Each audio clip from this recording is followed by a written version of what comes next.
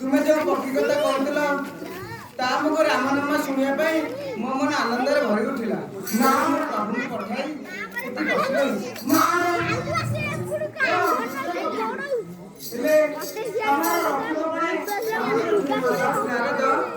ତୁମେ ଠିକ କହୁଛ।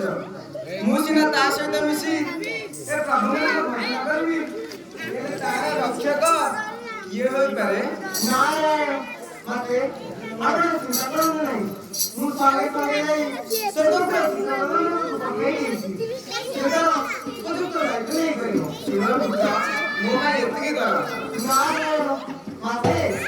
ଏଇ ସାମାନ୍ୟ କାମ ପାଇଁ ଏ ସନ୍ତାନକୁ ଲଜ୍ଜା ଦିଅନ୍ତୁ ନାହିଁ, ମତେ ବିଦାୟ ଦିଅନ୍ତୁ। ମୁଁ ଯେପରି ଆପଣଙ୍କ ସପୂରଣ କରିପାରେ। ତେବେ ଯାଅ ପୁତ୍ର, ତେବେ ଯାଉ ସୁମତା।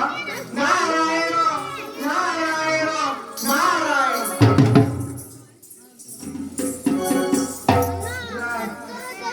ପ୍ରଭୁ କଫି ଧରି ଆଣିବା ପର୍ଯ୍ୟନ୍ତ ଏ ବୃକ୍ଷତଳେ ବସିଲୁ।